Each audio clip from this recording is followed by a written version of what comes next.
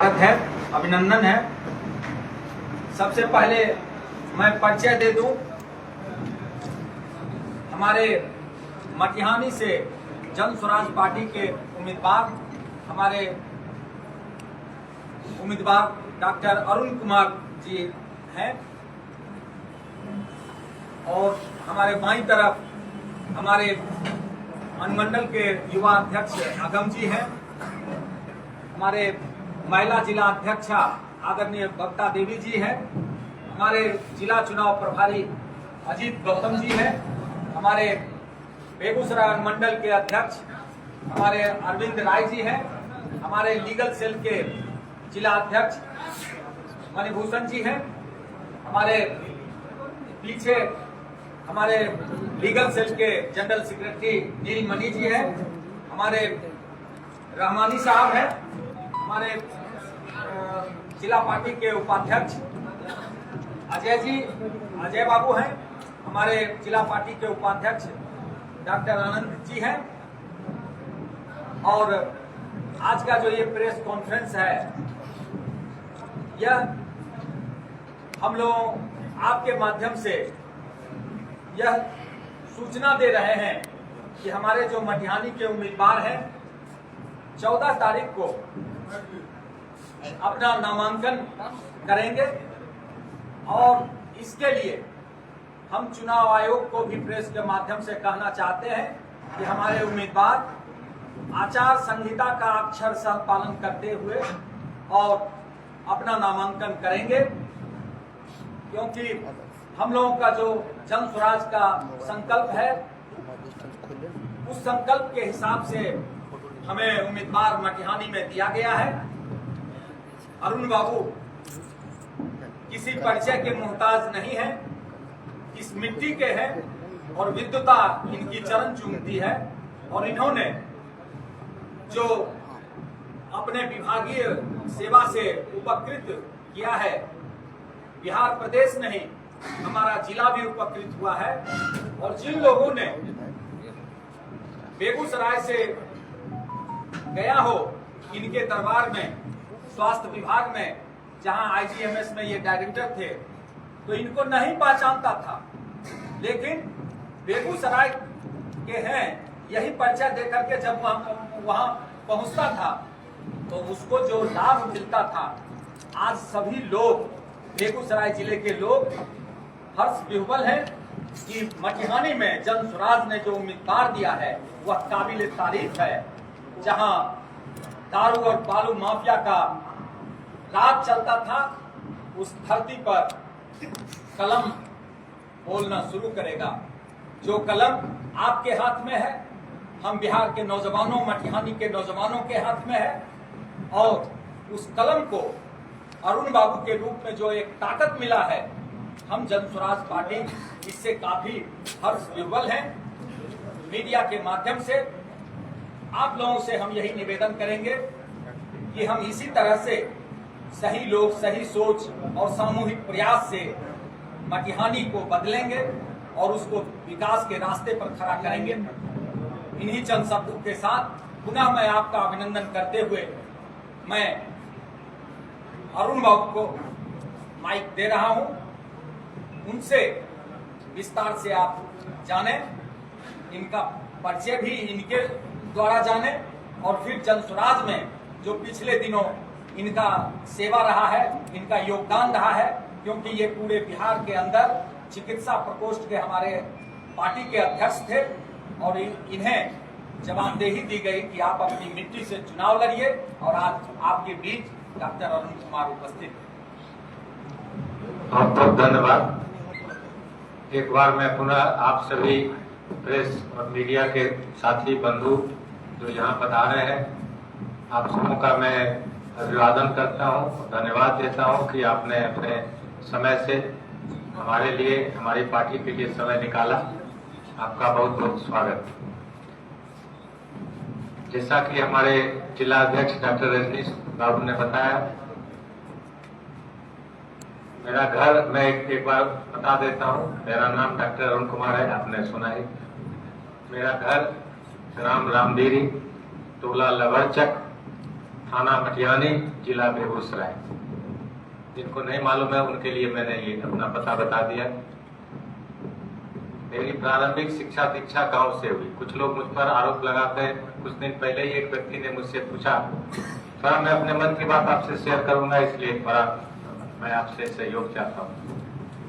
साहब, आप तो एयर कंडीशन में रहने वाले हैं, आप मटियानी में आके क्या करेंगे?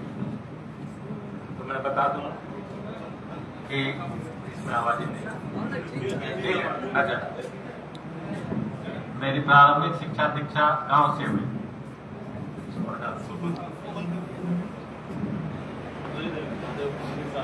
मेरी प्रारंभिक शिक्षा दीक्षा गांव से हुई और मैंने घोड़े पर बैठ के पढ़ाई शुरू की अपने गांव में। मेरे घर के बगल में मेरे परिवार के द्वारा ही बनाया गया था एक प्राथमिक विद्यालय। 5वीं कक्षा तक घोड़े पर ही बैठ के मैंने पढ़ाई की। फिर मैं रामदेवी हाई स्कूल से मैंने मैट्रिक की परीक्षा की। मैं इसलिए बोल रहा हूँ कि घोड़े पर बैठ के लोग कहते हैं कि आप तो आए एयर कंडीशन से, इसलिए मैं ये शब्द इस्तेमाल कर रहा हूँ। अपने घर से और जो रामदेवी का हाई स्कूल है जिस टोले में, वहाँ जाने में करीब 9 किलोमीटर की दूरी है। और बाढ़ के समय में तौलिया लपेट के हाफ पैंट को कंधा पर रख के मैं स्कूल जाता था और फिर आता था तो हाफ पैंट पहन लेता। मैंने बाढ़ भी देखा, दूरी भी देखी, बोरा भी देखा और उसके बाद जीडी कॉलेज से मैंने अपने प्री साइंस की पढ़ाई की। जिससे मेरा दाखिला साइंस कॉलेज में हो गया था, लेकिन गार्जियन की इच्छा हुई कि नहीं, ये जीडी कॉलेज में रखे पड़े। तो मेरी पढ़ाई जीडी कॉलेज प्री साइंस तक रामदेवी और बेगूसराय में हुई, संक्षेप ये। उसके बाद अंक के आधार पर मेरा दाखिला, जो उस समय prince of Wales medical college कहा जाता था, जिससे अब सरकार ने नाम बदल के पटना मेडिकल कॉलेज कर दिया, वहाँ मेरा दाखिला हुआ 1967 में। और 1975 में मैंने वहाँ से MBBS की पढ़ाई की। 1979 में मैंने MD किया और 1980 में मैंने बिहार सरकार के चिकित्सा शिक्षा संवर्ग में ज्वाइन किया। मैं प्रैक्टिस में नहीं गया, उस समय 2 संवर्ग चलता था, हेल्थ कार्डर और मेडिकल एजुकेशन का। तो मेडिकल एजुकेशन में मैं गया और मगध मेडिकल कॉलेज गया, नालंदा मेडिकल कॉलेज पटना, दोनों मिला के मैंने 22 साल की सेवा दी वहाँ। और 2004 में इंदिरा गांधी आयुर्विज्ञान संस्थान में प्रोफेसर की रिक्ति निकली थी। मैंने इंटरव्यू किया, मेरा सिलेक्शन हुआ, तो मैंने ऐच्छिक सेवानिवृत्ति ले ली बिहार सरकार से, क्योंकि वो स्वायत्त शासित संस्थान है IGM।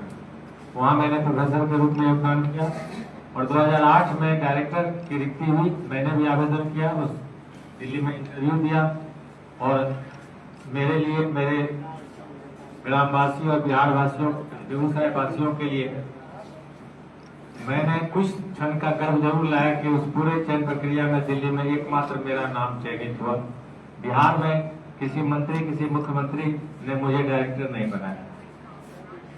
तो जहां तक योग्यता का प्रश्न है, मैं घमंड नहीं करता हूं, लेकिन मुझे गर्व है। और इसलिए गर्व है कि मैं एक देहात से निकल के, गांव से निकल के, मेरे माता पिता ने मुझे पढ़ने का मौका दिया। अगर उन्होंने मेरे लिए, मेरे ग्रैंडफादर निरक्षर थे, कैथी केवल लिखना जानते थे, लेकिन उनकी ख्वाहिश थी, हमेशा कहते थे कि लक्ष्मी तो मेरे लिए, मध्यम वर्गीय परिवार के लिए मेरे पास है, सरस्वती आनी चाहिए। और आज वही जनस्वराज का विचार है कि शिक्षा, जिस सरस्वती की बात 1967 में मेरे ग्रैंडफादर ने किया, आज फिर वही प्रासंगिक हो गया कि आज शिक्षा पर फिर जोर पड़ रहा है। तो अगर मुझे शिक्षा नहीं मिली होती तो मैं डॉक्टर नहीं बनता, मैं कहीं गांव में कुछ अच्छा बुरा कुछ करते रहता। जब मैं डायरेक्टर बना तो 2015 में मैं IGM से रिटायर हुआ और इंदिरा गांधी आयुर्विज्ञान संस्थान एक डीप यूनिवर्सिटी भी है, तो मैं उसका वाइस चांसलर भी रहा 6 साल। वहाँ से रिटायरमेंट के बाद मैं प्राइवेट सेक्टर में गया। वाराणसी में एक मेडिकल कॉलेज है, heritage institute of medical sciences, उसका प्रिंसिपल में 4 साल रहा। वहाँ से मैं पानीपत गया, उसी कैपेसिटी में NC मेडिकल कॉलेज पानीपत में मैं प्रिंसिपल रहा 2 वर्ष। फर्स्ट में कोविड में मैं छुट्टी में घर आया था, सारे मार्ग बंद हो गए, तो मैं पटना में कैद हो गया। कुछ दिन पटना में मैंने कुछ अस्पतालों को अपना कंसल्टेंसी सर्विस दिया और जयप्रभा वेदांता जो पटना का है, आप अवगत होंगे, तो उसके जो चेयरमैन है डॉक्टर नरेश तिवारी जी, IGM के डायरेक्टर के रूप में उनसे बहुत बार मुलाकात हुई, एक मित्रता का भाव उनके साथ मेरा था। तो उन्होंने अपनी इच्छा प्रकट की कि डॉक्टर साहब कोई भी सीनियर आदमी नहीं मिल रहा है जो हमारे संस्थान को एस्टैब्लिश कर दे, शुरू कर दे। तो मैंने फर्स्ट डायरेक्टर जयप्रभा वेदांता के रूप में योगदान किया, 2 साल उनको सेवा दी और उनका अस्पताल प्रारंभ कराया। तीसरा वर्ष मेरा प्रारंभ हुआ था कंट्रैक्ट का, तो मुझे मैसेज मिला प्रशांत किशोर जी का, जो मिलना चाहता है। उसमें उन्होंने एक जनसुराग इन्फ्लुएंसर ग्रुप बनाया था, GIS। उसमें जो भी पढ़े लिखे लोग, रिटायर्ड लोग, डॉक्टर, इंजीनियर, पत्रकार, प्रोफेसर, IAS, IPS सबको आमंत्रित करते थे और एक हम लोग की बैठक सप्ताह में 2 बार 3 बार होती थी, चर्चा होती थी कि क्या किया जाए समाज के लिए। और इस तरह से परिकल्पना से उन्होंने मुझसे कहा कि सर आपने बहुत नौकरी की, बहुत पैसा कमाया, कुछ समाज को दीजिए। मैं आपको जड़ बता देता हूँ, मैं दुविधा में था कि 1 साल जयप्रभा की नौकरी छोड़ूं नहीं छोड़ूं, अच्छी खासी तनख्वाह मिल रही थी, लेकिन मुझे लगा कि नहीं, अब कुछ मार्ग बदलना चाहिए। तो मैंने वहाँ त्याग पत्र दे दिया और मैं प्रशांत जी के साथ जुड़ा 2 वर्ष को। इन्फ्लुएंसर ग्रुप में मैं रहा। उसके बाद उन्होंने मुझे कहा कि सर आप कुछ जवाब दे ही लीजिए। उन्होंने एक चिकित्सा प्रकोष्ठ बनाया और उसका प्रांतीय अध्यक्ष मुझे बनाया और मुझसे आग्रह किया कि मैं चिकित्सकों के बीच जाऊं और उन तक जनसुराज की जो नीतियां हैं, जनसुराज की जो उद्देश्य है, उन तक पहुंचाऊं और चिकित्सकों को जनसुराज से जोड़ूं। और उसमें से उनकी ख्वाहिश थी कि कुछ ऐसे चिकित्सक जो योग्य हो और जिनको जनता मानती हो, अगर वो चुनाव में आना चाहते हैं तो उनको सर आप चुन के लाइए। तो ये कार्य मैं कर रहा था। लगभग 38-39 चिकित्सकों को मैंने सूची बना के उनको दी, जिनमें से कुछ को टिकट अभी 51 में भी 4-5 लोगों को मिला है।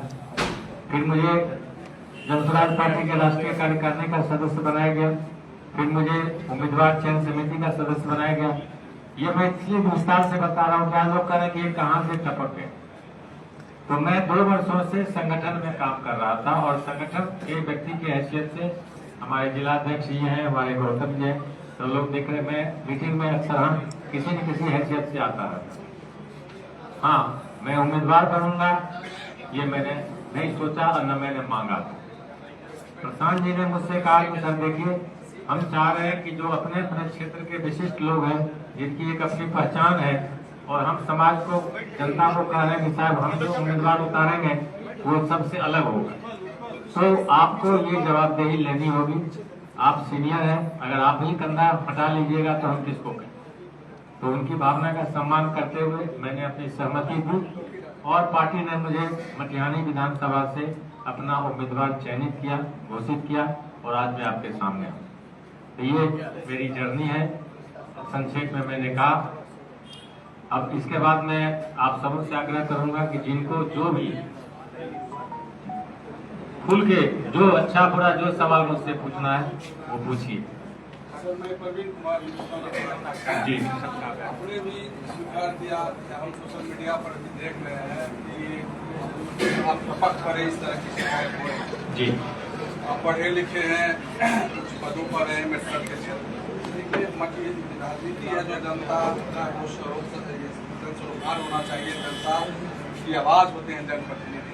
आप मटिहानी विधानसभा क्षेत्र से कितने वासी हैं, चूंकि आपका सवाल उठ रहा है कि उनको ये भी नहीं पता होगा कि वहाँ कितनी पंचायतें हैं और किस किस तरह की समस्याएं हैं, उनका किसी तरह का जनसरोकार नहीं रहा। तो इसलिए आप क्या कहेंगे, आप मटिहानी विधानसभा क्षेत्र में निर्वाचित होते हैं, तो आपकी प्राथमिकताएं क्या? देखिए, पहले तो मैं विनम्रता पूर्वक आपसे कहना चाहूंगा कि यह सच नहीं है कि मैं मटिहानी से वाकिफ नहीं। आप ये कह सकते हैं कि मटिहानी के हर गांव हर पंचायत में मैं नहीं गया होऊंगा, ये मैं मान लेता हूँ। लेकिन जब IFC तक मैं रहा इसी जिले में और इसी प्रखंड में, तो ऐसा नहीं कि मुझे मालूम नहीं। जब मैं डायरेक्टर था तो आप शायद अवगत है या नहीं है, बेगूसराय जिले में कम से कम 15 हेल्थ कैंप हमने IGMS का लगवाया, मिनिमम 15, और उसमें विशेष करके कैंसर रिसर्च, क्योंकि हमारे यहाँ एक क्षेत्रीय कैंसर संस्थान है IGMS में, तो उसके माध्यम से मैं महिलाओं में सर्वाइकल कैंसर, स्तन कैंसर और पुरुषों में गॉल ब्लैडर कैंसर, इसके लिए मैंने कैंप लगाया। मैं आपको अच्छा सवाल आपने पूछा, मुझे मौका दिया ये बताने का। मैंने IGMS में हर शनिवार को मुफ्त कैटरेक्ट ऑपरेशन की व्यवस्था कराई और यहाँ से मटिहानी या बेगूसराय जिले से मटिहानी तक वो सीमित नहीं था। हमारे जो भी यहाँ कॉन्टैक्ट थे, आप जैसे प्रबुद्ध लोग थे या समाज सेवी थे या जो भी थे, तो उनसे मैंने आग्रह किया कि जिनके पास ये क्षमता नहीं है कि वो पैसा दे के ऑपरेशन करा सके, लेंस का खर्च दे सके, तो उनको आप भेजिए। और उनको लेंस भारत सरकार लेंस देती थी, कोई अपने घर से मैं लेंस नहीं दे रहा था, मैंने केवल उसको चैनलाइज किया और यहाँ से ले जाने का मेरे पास अधिकार था, तो मैं उनको खर्च देता था ट्रेन का, वो भी IGMS का पैसा था, मेरा पैसा नहीं था। मैं दावा नहीं करूंगा कि मैं पैसा देता था, लेकिन उनको यहाँ से ले जाना, एक मैं उनको हेल्पर भेजता था IGMS से, पैरामेडिकल स्टाफ, जो 10 लोगों के बैच को शुक्रवार को ले जाता था। हमारे यहाँ एक धर्मशाला था, उसमें उनके रहने खाने की व्यवस्था होती थी, शनिवार का उनका ऑपरेशन होता था और रविवार को उन्हें फिर उनके घर तक में पहुंचाता। तो ये मैं डॉक्टर था, तो मैं तो सेवा डॉक्टर के रूप में देता ना, मैं तो कोई और पॉलिटिकल काम, कोई ठेकेदारी नहीं करवा रहा था, मैं रोड नहीं बनवा रहा था, मैं नाली नहीं बनवा रहा था, तो मैं वो तो नहीं मदद कर सकता। मैं चिकित्सक था, तो चिकित्सा और अपने मुंह से मेरा कहना उचित नहीं है, लेकिन आप शायद अगर सर्वे करेंगे तो बेगूसराय, खगड़िया, लखीसराय मेरा ननिहाल है, खगड़िया मेरी पत्नी का ननिहाल है और बेगूसराय मेरा घर। इन 3 क्षेत्र के लोगों के लिए डायरेक्टर सेल में मैंने 5 लोगों को अपॉइंट कर रखा था। उनका काम कुछ नहीं था, इस क्षेत्र से जो लोग जाते थे मुझसे मिलना संभव नहीं हो पाता था, आप भी समझते हैं, मीटिंग है ये हुआ, तो केवल था कि जब ये जगह बताए कि यहाँ से हम आए हैं, उनका जो काम हो तुम करवा। तो बहुत से ऐसे लोग सज्जन हमसे मिलते हैं जो कहते हैं कि आपसे मुलाकात नहीं हुई, लेकिन हम गए थे तो काम मेरा हुआ। तो मेरे कहने का मतलब है कि आप हर काम हम कर देते, ये तो संभव नहीं। वर्तमान में मटिहानी में किस तरह की समस्या? मैं आ रहा हूँ, मैं आपके प्रश्न को मैंने 2 भाग में बांटा कि पहला भाग मैंने किया कि मैं अवगत नहीं हूँ, मैंने कुछ नहीं किया। दूसरी बात मैं मटिहानी की समस्या पर आता, मटिहानी की और किसी भी क्षेत्र की, लेकिन खास करके मटिहानी की बांध के दक्षिण और बांध के उत्तर दोनों की समस्याएं अलग अलग। बांध के दक्षिण जो बाढ़ पीड़ित है, जो कटाव पीड़ित है, हर कोई भोग रहा है, मेरे परिवार ने भी भोगा और सारे लोगों ने भोगा। सबसे बड़ी समस्या है कि आजादी के बाद आज तक कटाव को रोकने के लिए कोई समाधान नहीं हुआ। आप अवगत हैं कि हजारों हजार एकड़, चाहे वो रामदेवी हो, सामोर हो, चाक हो, सीमा हो, जो भी दियारा हो, उसकी जमीन हजारों हजार एकड़ बालू में तब्दील हुई और दियारे में तब्दील। वो दियारा क्या बना, कुछ समय के लिए, आज से 10-15 वर्ष पूर्व वो दियारा क्रिमिनल काटा। सरकार ने कोई भी ऐसी योजना नहीं बनाई कि दियारा को, भूमि को खेती योग्य बनावे, जिस तरह की खेती हो उसमें बनावे, तो किसी तरह की कोई योजना बनी नहीं। बाढ़ के लिए कोई ऐसी व्यवस्था नहीं हुई कि बाढ़ आए तो लोग के लिए कोई ऊंची जगह हो, कोई ऐसा हो। यहाँ पर आज तक बेगूसराय में डिजास्टर मैनेजमेंट का जो है कोई एक कार्यालय या उसकी कोई टीम नहीं है, न उसके परमानेंट नाव है, न मेडिकल टीम यहाँ गठित है, न दवा की। अभी बाढ़ आया, मैं उस समय बदलाव यात्रा में घूम रहा था, कुछ जगह मुझे जाने का मौका मिला, कोई व्यवस्था नहीं। सिंपल जो लोग सरकार पहले देती थी, तिरपाल, अनाज, दवाई। एज ए मेडिकल स्टूडेंट बहुत रिलीफ कैंप में बाढ़ में हमने भ्रमण किया, तो उस समय पानी साफ करने की दवा दी जाती थी, पेट खराब का दवा दिया जाता था, बुखार होने का दवा दिया जाता था, तो हम लोग फाइनल ईयर स्टूडेंट बांटते थे। सारी चीज बंद हो गई। तो जो बाढ़ पीड़ित है, जो प्रभावित व्यक्ति है, उसके लिए कोई व्यवस्था इस बार तो मैंने नहीं देखी। इसके पहले भी मुझे नहीं लगता कि बहुत अच्छी कोई व्यवस्था थी। कम से कम उनके खाने का, उनके सर पर तिरपाल होने का, उनको मेडिकल टीम गठित करके घर घर चेक कराने का, इतनी व्यवस्था तो हो सकती थी ना, वो भी नहीं हुआ। अब मैं आता हूँ शिक्षा पर। शिक्षक से आप अवगत है, मेरे घर के बगल में स्कूल है। मैं गांव में जब आता हूँ तो सुबह में खड़ा अपने खिड़की पर आता हूँ, तो जो बच्चे पढ़ने जाते हैं, पैंट है तो शर्ट नहीं है और पैंट में चप्पल भी नहीं, तो वही बच्चा सरकारी स्कूल में जा रहा है जिसके गार्जियन को या तो बिल्कुल अनभिज्ञता है, या जो बिल्कुल डिसइंटरेस्टेड है अपने बच्चे की पढ़ाई में, या जिनके पास बेचारे के पास सामर्थ्य नहीं। जिसके पास थोड़ा भी सामर्थ्य है, बगल में प्राइवेट स्कूल है, 400-500 रुपया फीस है, लोग वहाँ दे के पढ़ा रहे हैं। ये एक बहुत बड़ी समस्या है। हमारे गांव में, रामदेवी गांव में, एक लड़कियों के लिए हाई स्कूल नहीं, एक कोई कॉलेज नहीं, कोई टेक्निकल इंस्टीट्यूशन नहीं, जहाँ से रोजगारोन्मुखी, जिसको आप कहते हैं एम्प्लॉयमेंट ओरिएंटेड ट्रेनिंग देके पढ़ाई करके यूथ को तैयार करें, जो 15 से 20 हजार की नौकरी यहाँ पा जाए। तो कोई इस तरह का डेवलपमेंटल वर्क, आप डेवलपमेंट को हम क्या गिनते हैं, नाली बना दिया, ढलाई तो भारत सरकार ने करा। आप भी जानते हैं कि जितना गांव में हुआ है सब भारत सरकार के पैसे से रोड, प्रधानमंत्री ग्रामीण सड़क योजना में बना है। तो ये आखिर जो हमारे नवयुवक है, आज से कुछ वर्ष पूर्व अगर आप लोग यहाँ रहे होंगे, जिस समय मैं कॉलेज में पढ़ता था, यहाँ हमारे गांव में दिन में हत्या हो जाती। मेरे टोला में मेरे नजर के सामने दिन में मंदिर, शिव मंदिर के सामने एक युवक को गोली मार दी गई और मारने वाला 2 घंटा खड़े रहा और कहा कि कोई आग उठा लो इसकी लाश, और किसी ने नहीं उठाई लाश। उस दिन मुझे लगा कि हम किस जंगल राज में। हमारे यहाँ के युवक, चूंकि उनकी पढ़ाई नहीं थी, उनके पास कोई रोजगार नहीं था, मैं नाम नहीं लूंगा, एक नेता थे दूसरे शहर के, दिवंगत हो गए, उन्होंने एक गैंग बनाया था रेलवे का वैगन तोड़ने का। तो हमारे गांव के अधिकतर युवा जो है वो बंदूक और राइफल और पिस्टल के लोग में उस गैंग में शामिल होते थे और तोड़ते थे। तो ऐसी बात नहीं है, बचपन से मैं यहाँ की समस्या देखते आया हूँ। हाँ, मुझे करने का मौका आज पार्टी ने दिया और मेरी भी दिल से इच्छा थी कि अगर मुझे मौका मिले तो कुछ मैं इन क्षेत्रों में अपना योगदान, अपना सहयोग, प्रयास में कर सकूं। मैं कितना सफल होऊंगा नहीं होऊंगा ये तो समय बताएगा, लेकिन प्रयास मैं पूरी ईमानदारी से करूंगा। और मेरे पूरे करियर का यूएसपी यही रहा है कि मैंने ईमानदारी से काम किया, मैंने निष्ठा से काम किया और मैंने अपनी पूरी ताकत से काम। आईजीएमएस में जब मुझे डायरेक्टर बना तो मुझे मुख्यमंत्री जी ने कहा कि 130 एकड़ का जमीन है, पूरी बाउंड्री पूरी इंक्रोचमेंट है, और उनकी पहले सबसे पहला टास्क आपको मैं ये देता हूँ। और जो भी हमारे बेगूसराय जिले के यहाँ लोगों ने वो गर्व करना चाहिए, आपके इस शहर के इस मिट्टी के लड़के ने 130 एकड़ जमीन में 32 इंक्रोचमेंट हटवाया और उसके लिए मुझे जान की धमकी दी गई। मेरे घर को, परिवार को घेरा गया, कैंपस में हर तरह की प्रताड़ना की गई, तंबू समियाना लगा कर मुझे गाली दिया गया और नारा था कि डायरेक्टर होश में आओ, बेगूसराय नहीं पटना। तो बेगूसराय का के मुझे गाली दी जाती थी, मेरी जाति सूचक सबसे मुझे गाली दी जाती थी, लेकिन उन सब की परवाह किए बगैर मैंने पूरे कैंपस को सील करवाया। मैंने वहाँ मेडिकल कॉलेज खोला, मैंने वहाँ नर्सिंग कॉलेज खोला, सुपर स्पेशलिटी की पढ़ाई शुरू की।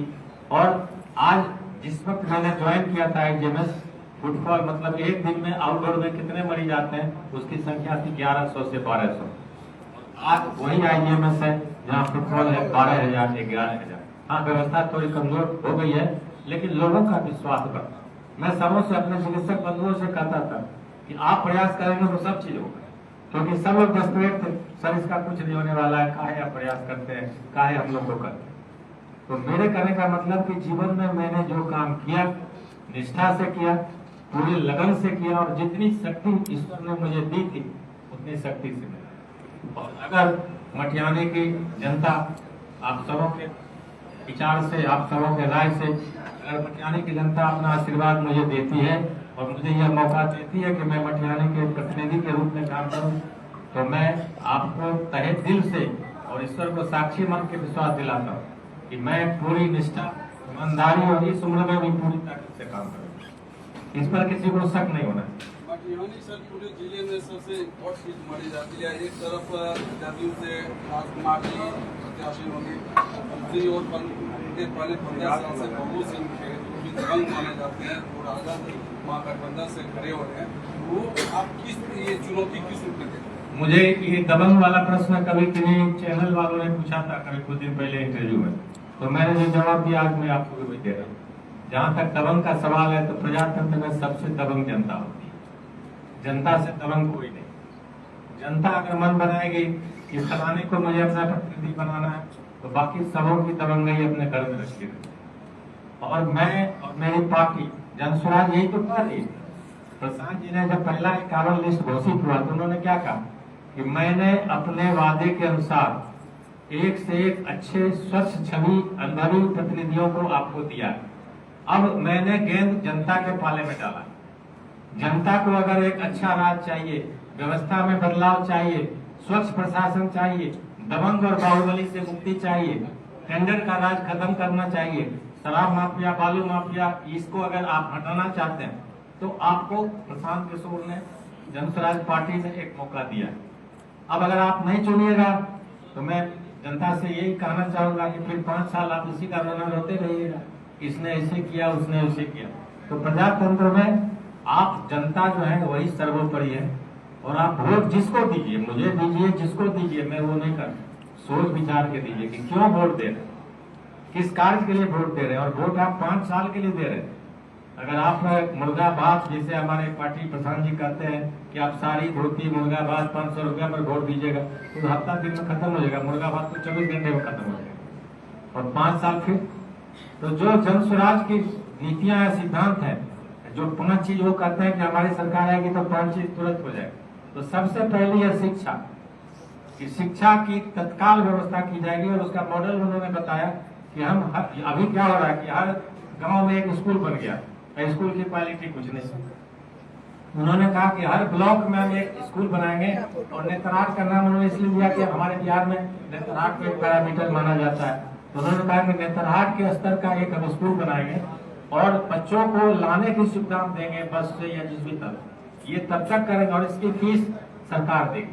जिनको भी इस प्राइवेट में पढ़ाना है, fees will be paid by government, और ये व्यवस्था तब तक रहेगी जब तक हम सरकारी स्कूल, उसके शिक्षक का लेवल अपग्रेडेशन, क्वालिटी अपग्रेडेशन नहीं करें। ऐसा नहीं लोग कहते कि सरकारी स्कूल को क्या कहिएगा, सरकारी शिक्षक को कहाँ भेज दीजिएगा, कहीं नहीं भेजिएगा। इसी व्यवस्था का पार्ट बनाएंगे, उनका क्वालिटी अपग्रेडेशन करेंगे, भवन का भी, क्लासरूम का भी, लेबोरेटरी का भी, और शिक्षकों का भी क्वालिटी अपग्रेडेशन कर देंगे, तो वो भी अच्छी शिक्षा देंगे। अभी क्या सरकार ने क्या किया, बढ़िया दसान कर दिया। आप सब पत्रकार हैं, अनुभवी पत्रकार हैं, अब ऐसे ऐसे लोग शिक्षक हैं जिनको ये पता नहीं है कि हिंदुस्तान की राजधानी जो इंडिया का स्पेलिंग नहीं लिख सकते, तो ये कौन सी शिक्षा देंगे भाई। तो शिक्षा पर सबसे पहला जोर है, और आप सभी जानते हैं कि जब बच्चे शिक्षित होंगे, अभी तो कोई आप बात करते हैं आरक्षण की, तो अभी तो कोई 10th ही पास नहीं कर रहा है। जिस तबके को आरक्षण देना चाहता है उसका सर्वे कराइए, कितने बच्चे उनका 10th और +12 कर रहे हैं। तो वो अगर पढ़ेंगे नहीं तो आरक्षण का लाभ क्या मिलेगा उनको। इसके लिए भी जरूरी है कि उनको शिक्षा दी जाए, ताकि उस जो संवैधानिक व्यवस्था की गई है उनके लिए, उस संवैधानिक व्यवस्था का लाभ उनको मिले। दूसरी बात है कि अगर आप शिक्षित नहीं होंगे, क्या समझेंगे दुनिया की, आपका मानसिक विकास क्या होगा। आप ज्ञान विज्ञान कृषि, अब तो हर चीज अपग्रेडेड है, हर चीज मॉडर्नाइज है। आप खेती भी कर रहे हैं तो वो भी मॉडर्न खेती है। अब पहले वाली खेती नहीं है कि मकई लगा दिया, चीना लगा दिया, और सरसों लगा दिया और काट लिया। अब कैश क्रॉप की बात हो रही है, अब सब्जी की बात हो रही है, अब पॉली हाउस की बात हो रही है, अब भंडारण की बात हो रही है। सर एक सवाल है संगठन मैं 2 मिनट में खत्म कर दूं, फिर प्लीज 2 मिनट से बोल रहे प्रश्न का 2 मिनट हम बोलते। पार्टी का हमारा सबसे पहले शिक्षा है, ज्ञान है, उसके बाद हमारा है कि जो हमारी महिलाएं हैं उनको व्यवसाय करने के लिए हम लोन देंगे, और लोन में हमारी पार्टी ने ये फॉर्मूला बनाया कि साथ बैंक का जो इंटरेस्ट होगा उसमें हम सब्सिडी देंगे, और 4% इंटरेस्ट पर हम महिलाओं को कर्ज उपलब्ध कराएंगे। हम फ्री में नहीं देंगे, 10 साल में उनको कर्ज लौटाना होगा। हम कोई भीख नहीं बांटना चाह रहे, हम उनको सशक्त करना चाह रहे हैं। हमारे जो बुजुर्ग हमें आप देखिए, आज तक 400 रुपया उनको मिलता था।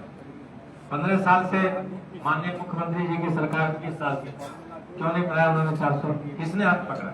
जब प्रशांत किशोर ने आवाज उठाई, जनस्वराज ने आवाज उठाई कि हम 2000 करेंगे, तो उन्होंने 1100 कर दिया। इस तरह की जितनी घोषणाएं आंगनबाड़ी के लिए हो, इसके लिए हो, इसको हम लोग कहते हैं सरकारी घूस। कि अभी इलेक्शन के समय में आप सरकारी घूस दे रहे हैं, वोट लेंगे अगर वो देंगे तो, और इलेक्शन के बाद फिर भूलें। सर एक सवाल आपसे कि जनस्वराज पार्टी के सूत्रधार प्रशांत जी पूरे बिहार के विधानसभा में 100 घोषित उम्मीदवार को घोषित कर दिया। आपके विधानसभा में भी कई लोग 100 घोषित उम्मीदवार और आपको टिकट मिला है, और वो 100 घोषित उम्मीदवार आपके पीसी में साथ नहीं है, तो इससे क्या लगता है कि अंदर कलह है आपके जनस्वराज पार्टी में? देखिए, 100 घोषित की अवधारणा, क्षमा करेंगे, मैं उसको नहीं, आपसे विनम्रता पूर्वक आग्रह कर रहा हूँ, मैं उससे सहमत नहीं हूँ। पार्टी ने सबों को कहा कि आप लोग अपना अपना कार्य करिए, क्षेत्र में कार्य करिए। पार्टी के अपने आकलन का पैरामीटर था, 1 नहीं 5 पैरामीटर से पार्टी ने हर कैंडिडेट का आकलन किया, और उनमें से शॉर्टलिस्ट करके हर क्षेत्र के लिए 3 उम्मीदवारों की सूची बनाई। फिर उस 3 उम्मीदवारों में देखा गया कि किसकी जीत की संभावना, किसकी स्वीकार्यता ज्यादा होगी। आप मुझे कहते हैं कि आप आ गए, नहीं मैं बार बार नहीं कहूँ, मैं टपका कहाँ, मैं तो जिन लोगों ने इतनी मेहनत की उनसे पहले से मैं इस पार्टी से जुड़ा संगठन में था, तो संगठन में रहना क्या पार्टी का कार्य नहीं? संगठन में रहकर मैं पार्टी से नहीं जुड़ा। चिकित्सकों का मैं जोड़ रहा था, जिले घूम के मैंने सब जगह चिकित्सकों का संगठन बनाया, वो पार्टी के लिए कार्य नहीं था। तो आप पार्टी का कार्य किसको करते? और पार्टी ने किसी को नहीं कहा कि अरुण कुमार आप जाइए और आप काम करिए, आप ही को टिकट मिलेगा। ये तो आपने अपने मन में पाल लिया कि हम ही सबसे, I am the best. Who told you that you are the best? मेरा एक सवाल है जी, मैं आपको अपना परिचय दे दूं। मैं चौथी बार अखबार का प्रभारी हूँ। जी, मेरा नाम किशोर सिंह है। मटिहानी विधानसभा का जो एटलस है वह बिल्कुल आपके नजर में है। सामो वहाँ है और उसके बाद 75 किलोमीटर के लगभग हम लोग घूम के यहाँ पर बेगूसराय जिलावासियों का लगातार ज्वलंत मांग है। कितने उम्मीदवार आए, जीते, बने। यहाँ पर दिनकर विश्वविद्यालय क्या हुआ शिक्षा की बात हो रही है। जी, दूसरा है भ्रष्टाचार, उसके बाद है पलायन, और मटिहानी में दारू और कट्टा की बात अभी हमारे जिलाध्यक्ष जी ने कहा। आप जनता के बीच जब जाएंगे तो किस रूप में आप वोट मांगेंगे, आपको कैसे वोट मिलेगा? क्योंकि दारू और कट्टा पहले से और बालू माफिया इसको 2-3 खंड में हम जवाब देते हैं। एक तो पहले आपने कहा कि 75 किलोमीटर घूम के आते हैं, संपर्क नहीं है। तो आज तक क्या हुआ? इलेक्शन के वक्त में झुंझुना दिखाया गया, पत्थर गाड़ दिया गया, फिर इलेक्शन के बाद भूल गए। जब मैं डायरेक्टर था IGMS का, तो मुझे बिहार सरकार ने स्वास्थ्य पर परामर्शी का पद दिया और मैं पंचवर्षीय योजना में उनका सलाहकार था। ये मैटर ऑफ रिकॉर्ड है, मैं अभी आपको दिखा नहीं पाऊंगा, लेकिन आप सर्च करेंगे तो मिल जाएगा। उस वक्त मैंने मांग रखी थी कि बेगूसराय में एक मेडिकल कॉलेज खोला है और बेगूसराय के जो प्रतिष्ठित चिकित्सक थे उनसे मैंने मिल के कहा कि आप लोग आगे आइए। शत्रुघ्न राव कम्युनिस्ट पार्टी के जो बड़े वृद्ध नेता है, मैंने उस समय स्वर्गीय केदार पांडे शिक्षक संघ के सचिव थे और शत्रुघ्न राव थे। अक्रॉस दी पार्टी, उसमें मैं कोई जनसुराज में नहीं था। मैं एक बेगूसरायन के नाते सबों से मिला कि हम देखिए हम दूसरी जगह मेडिकल कॉलेज खुलवा रहे हैं और हम अपने जिले में नहीं खुलवा रहे हैं, तो कुछ हमारी मदद की।